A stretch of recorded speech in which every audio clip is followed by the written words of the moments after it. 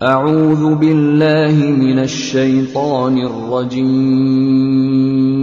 پناہ مانگتا ہوں میں اللہ کی شیطان مردود سے۔ بسم اللہ الرحمن الرحیم، شروع اللہ کے نام سے جو سب پر مہربان ہے، بہت مہربان ہے۔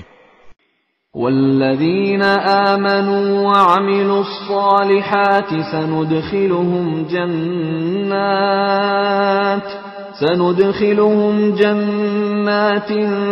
تجری من تحتها الانہار خالدین فیہا ابدا وعد اللہ حقا ومن اصدق من اللہ قیلا۔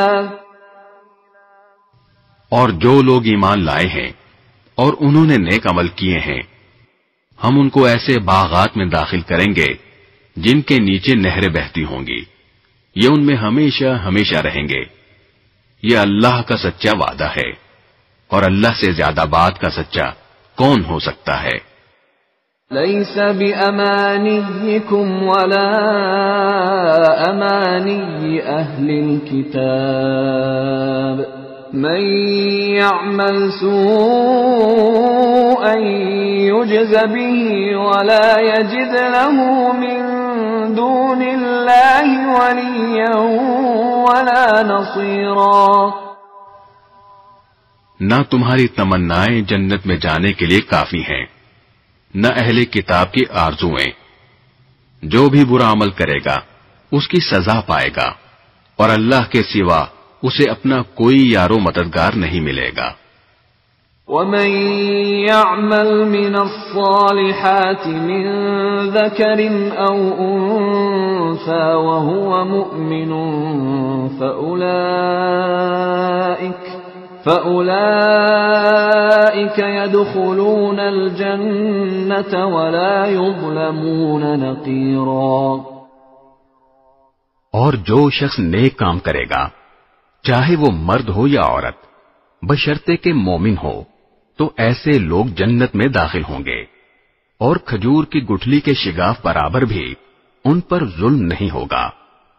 وَمَنْ أَحْسَنُ دِينًا مِّمَّنْ أَسْلَمَ وَجْهَهُ لِلَّهِ وَهُوَ مُحْسِنٌ وَاتَّبَعَ مِلَّةَ إِبْرَاهِيمَ حَنِيفًا وَاتَّخَذَ اللَّهُ إِبْرَاهِيمَ خَلِيلًا۔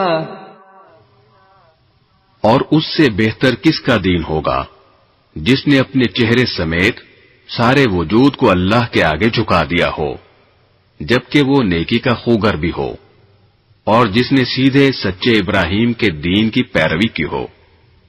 اور یہ معلوم ہی ہے کہ اللہ نے ابراہیم کو اپنا خاص دوست بنا لیا تھا۔ وَلِلَّهِ مَا فِي السَّمَاوَاتِ وَمَا فِي الْأَرْضِ وَكَانَ اللَّهُ بِكُلِّ شَيْءٍ مُحِيطًا۔ اور آسمانوں اور زمین میں جو کچھ ہے اللہ ہی کا ہے، اور اللہ نے ہر چیز کو اپنی قدرت کے احاطے میں لیا ہوا ہے۔ وَيَسْتَفْتُونَكَ فِي النِّسَاءِ قُلِ اللَّهُ يُفْتِيكُمْ فِيهِنَّ وَمَا يُتْلَى عَلَيْكُمْ فِي الْكِتَابِ فِي يَتَامَى النِّسَاءِ اللَّاتِي لَا تُؤْتُونَهُنَّ مَا كُتِبَ لَهُنَّ وترغبون أن تنكحوهن والمستضعفين من الولدان وأن تقوموا لليتامى بالقسط وما تفعلوا من خير فإن الله كان به عليما۔ اور اے پیغمبر، لوگ تم سے عورتوں کے بارے میں شریعت کا حکم پوچھتے ہیں، کہہ دو کہ اللہ تم کو ان کے بارے میں حکم بتاتا ہے، اور اس کتاب یعنی قرآن کی جو آیتیں جو تم کو پڑھ کر سنائی جاتی ہیں، وہ بھی ان یتیم عورتوں کے بارے میں شرعی حکم بتاتی ہیں جن کو تم ان کا مقرر شدہ حق نہیں دیتے اور ان سے نکاح کرنا بھی چاہتے ہو، نیز کمزور بچوں کے بارے میں بھی حکم بتاتی ہیں اور یہ تاکید کرتی ہیں کہ تم یتیموں کی خاطر انصاف قائم کرو، اور تم جو بھلائی کا کام کرو گے اللہ کو اس کا پورا پورا علم ہے۔ خدا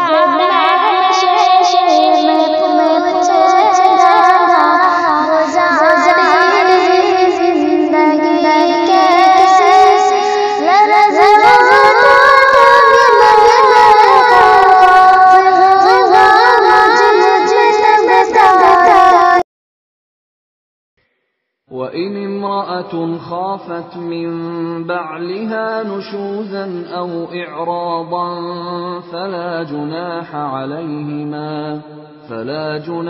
عَلَيْهِمَا أَنْ يُصْلِحَا بَيْنَهُمَا صُلْحًا وَالصُّلْحُ خَيْرٌ وَأُحْضِرَتِ الْأَنفُسُ الشُّحَّ وَإِن تُحْسِنُوا وَتَتَّقُوا فَإِنَّ اللَّهَ كَانَ بِمَا تَعْمَلُونَ خَبِيرًا۔ اور اگر کسی عورت کو اپنے شوہر کی طرف سے زیادتی یا بیزاری کا اندیشہ ہو تو ان میاں بیوی کے لیے اس میں کوئی مذائقہ نہیں ہے کہ وہ آپس کے اتفاق سے کسی قسم کی صلح کر لیں، اور صلح کر لینا بہتر ہے، اور انسانوں کے دل میں کچھ نہ کچھ لالچ کا مادہ تو رکھ ہی دیا گیا ہے، اور اگر احسان اور تقوی سے کام لو تو جو کچھ تم کرو گے اللہ اس سے پوری طرح باخبر ہے۔ وَلَن تَسْتَطِيعُوا أَن تَعْدِلُوا بَيْنَ النِّسَاءِ وَلَوْ حَرَصْتُمْ فَلَا تَمِيلُوا كُلَّ الْمَيْلِ فَتَذَرُوهَا